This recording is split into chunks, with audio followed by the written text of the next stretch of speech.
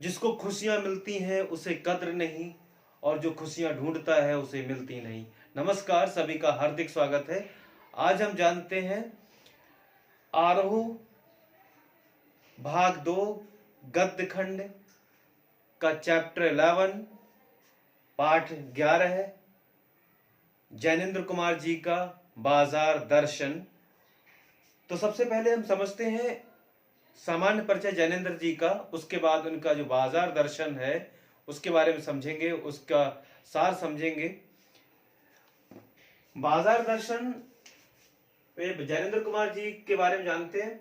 उनका जन्म 1905 ईस्वी अलीगढ़ उत्तर प्रदेश में हुआ था।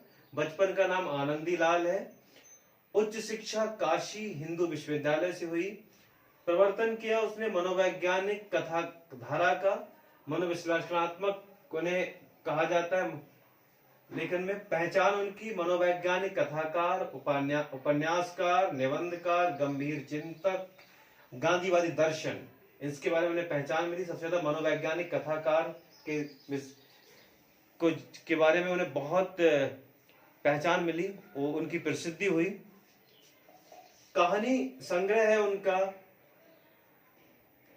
कहानी संग्रह है वातायन 1930, एक रात 1934, दो चिड़िया 1935, फांसी 1929, नीलम, देश की राजकन्या 1933, पाजे बड़ी बहुत फेमस है ये काव्य संग्रह 1942।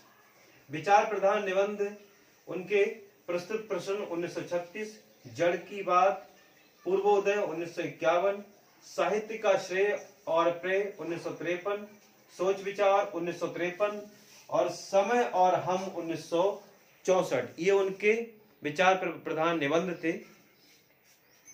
पुरस्कार उन्हें साहित्य अकादमी मिला 1966 में उसकी मुक्तिबोध उपन्यास के लिए। पद्म भूषण मिला 1971 में।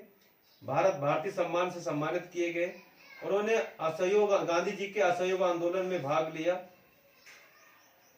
उपन्यास उनके परख 1929, अनाम स्वामी, सुनीता 1935, त्यागपत्र 1937, कल्याणी 1939, जयवर्धन 1956 और मुक्तिबोध उनके उपन्यास हैं। इनका निधन 1990 ईस्वी में हुआ था। ये था जैनेन्द्र जी का सामान्य परिचय। उन्होंने इस चैप्टर 11 है बाजार दर्शन, उसके बारे में समझते हैं आरोह में कक्षा 12 के।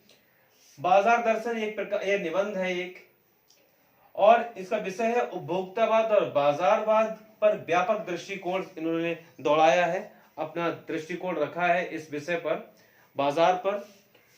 पात्र इसमें लेखक के मित्र है, लेखक का पहला मित्र है तथा उसकी पत्नी, जो बाजार जाते हैं और बाजार से जो सामान खरीद कर लाते हैं, जो वस्तुएं लाते हैं, उसको उन्होंने बताया कि क्या असर है बाजार का लोगों पर। दूसरा मित्र है, और इनका तीसरा इनके पड़ोसी है भगत, जो 10 वर्षों से इनके साथ पड़ोस में रहते हैं और ये चूरन बेचा करते हैं।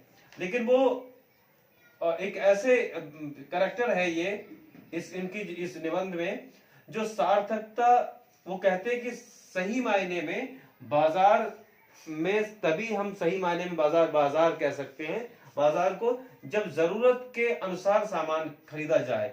जरूरत से फालतू का सामान ना खरीदें, जितनी आवश्यकता उतना सामान खरीदें। ये जो भगत हैं ये इस दर्शन को देते हैं, बाजार दर्शन को इनका दर्शन है। तो इनके 3 जो पात्र हैं इसमें, वो तीनों पात्रों के माध्यम से जैनेन्द्र जी बाजार दर्शन को समझाने का प्रयास किया उन्होंने। सार है बाजार की चमक दमक, विज्ञापन व जादुई ताकत हमें अपना गुलाम बनाती जा रही। आज जो बाजार है उसकी चमक दमक और विज्ञापन जो है उनकी जादुई ताकत इतनी आकर्षक होती है कि हमें अपना गुलाम बनाती जा रही है।